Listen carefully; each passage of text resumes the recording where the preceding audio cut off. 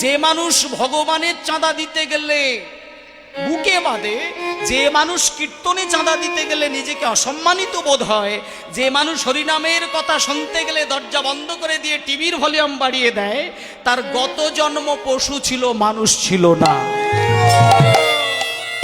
যার গত জন্ম মানুষ হয়, এই জন্মে সে ভদ্র হবে, আর এই জন্মে যে ভদ্র হবে পরের জন্মে সে ভক্ত হবে, পরের জন্মে যে ভক্ত হবে তার পরের জন্মে সে গোপী ভাব দখল করবে, আর পরের জন্মে যে গোপী ভাবে ভাবিত হবে তার পরের জন্মে সে কৃষ্ণ বলতে গেলেই চরণে তার ব্যথা চলে আসবে, কৃষ্ণে চরণে তার মতি আসবে। হরি বল হরি।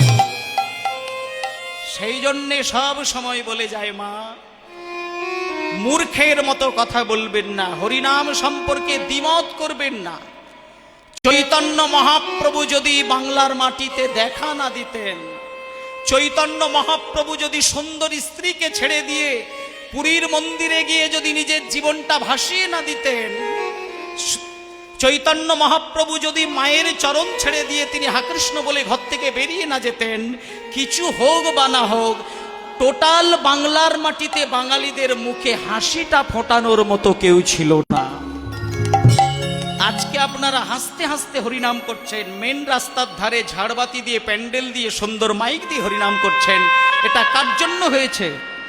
আমি হলপ করে বলছি, যে যত বড় দাদা নেতা রাজা গজা থাক, ওই বাঘে বলদে এক ঘাটে জল খাওয়ানো শচীন নন্দন নিমাই ছাড়া কেউ পারেনি। যে যতই ফটানি করুক, জনকল্যাণ জনকল্যাণ জনকল্যাণ বলে মাইক দিয়ে চিৎকার করে বেড়াচ্ছে, ওইভাবে জনকল্যাণ হয় না।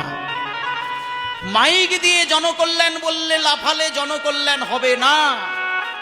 ওই বাঘ আর বলদকে এক ঘাটে নামিয়ে শান্তিপূর্ণভাবে জল খাইয়ে তাদেরকে তুলে যে যার ঘরে পৌঁছে দেওয়া, এটা কোনো কালে কোনো দাদা নেতা রাজা গজা পারেনি, একমাত্র পেরেছে শচীর নন্দন নিমাই।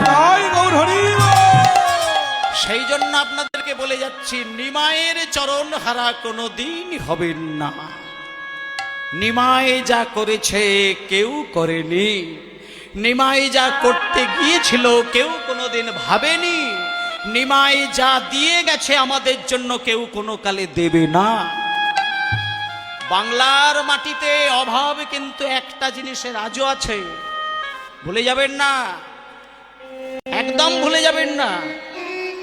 আমি আরো পরিষ্কার করে উদাহরণ দিচ্ছি, এই মুহূর্তে বাঙালিদের মাঝখানে যদি একটা ইংল্যান্ডবাসী চলে আসে, কিংবা যদি লন্ডন থেকে একজন ব্যক্তি চলে আসে, সাউথ আফ্রিকা থেকে যদি 10 জন ম্যান চলে আসে, দেখবেন বাঙালির মনটা চৈতন্যদেব এমন ভাবে গড়ে দিয়ে চলে গেছে, বাঙালি ওই বিদেশি লোককে দেখলে নিজের মানুষকে ভুলে গিয়ে তাদেরকে সসম্মানে অভ্যর্থনা করে।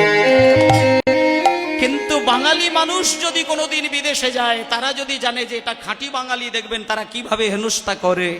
যারা বাংলা ছেড়ে দেশ বিদেশে ঘুরছে তারা ছাড়া এগুলো কেউ বলতে পারবে না। এগুলো কিসের ব্যাপার? এটা শুধু আজকের ঘটনা নয়, এই যুগ যুগ ধরে এই প্রথা চলে আসছে। বাঙালিদেরকে সম্মান কেউ দিতে পারেনি, কেউ দিতে পারে।